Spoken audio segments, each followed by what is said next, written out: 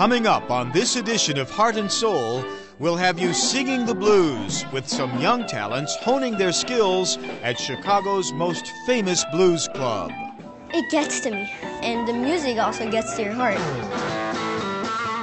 There's nothing more American than music, and there's nothing more musical in America than the blues. I'm Charles Thomas. And I'm Leah Hope. And welcome to another edition of Heart and Soul, where we uncover what's new and exciting right here in the city that we call home. And speaking of sweet home, Chicago. Chicago has an annual outdoor festival that celebrates the blues each year. Hundreds of artists grace several stages in Grant Park for a jam session that is filled with good music. Just recently, we found a group of Blues Fest hopefuls preparing for their Windy City debuts. Take a look at how these blues boys and girls came ready to jam. While most kids their age are listening to superstar sensations Justin Bieber and Beyonce, these new schoolers prefer jamming to old school music like B.B. King, Etta James, and Willie Dixon, just to name a few. It gets to me. The blues has a good culture, and the music also gets to your heart. And while some of these aspiring blues folks have been playing since they were toddlers, a handful have played for less than a year. They all have one thing in common: a love for music with deep roots in the South. I hadn't learned much about the blues. I hadn't gotten much schooling or teaching in the blues, so I figured this would be a good opportunity to meet other musicians that had the same goals as me and also learn about the blues at the same time.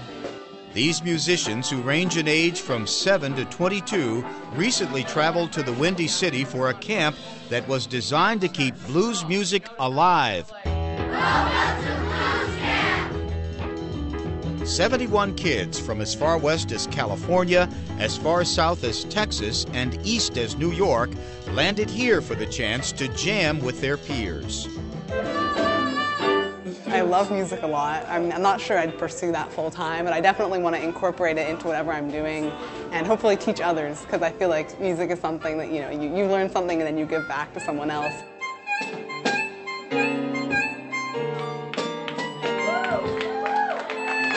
The Blues Camp, in its inaugural year, had one goal: to develop these prodigies for future success while cultivating friendships with other talented kids who share their passion.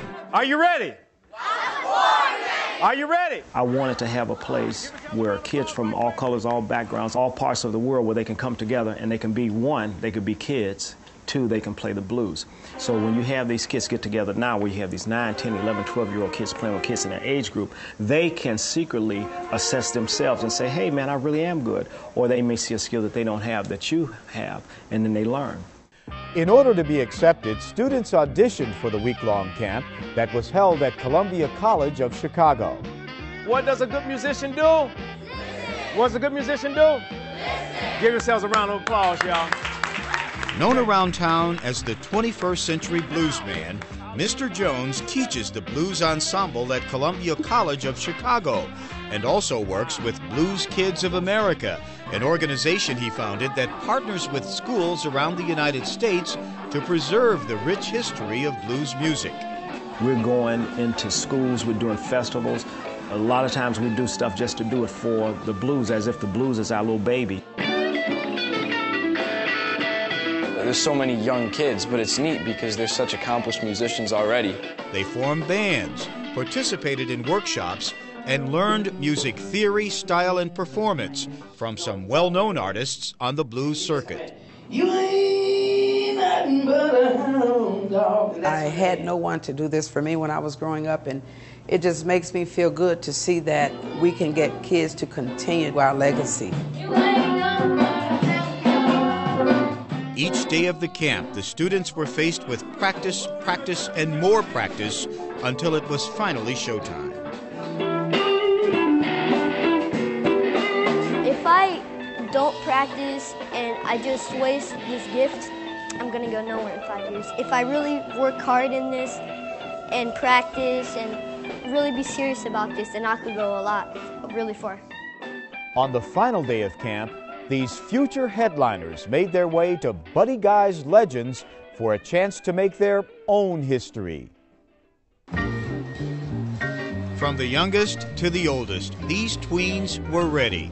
They came dressed in their Sunday best, fedora hats, two-piece suits, and instruments as tall and wide as their own bodies. Welcome to Buddy Guys Legends, everybody. I think it's just good for them to be able to see a real blues club. You know, a lot of times kids aren't allowed after a certain time, so it's good that they can come in here and at least soak it up a little, you know, get the environment. We've got more under 5 foot tall blues players than anybody in America.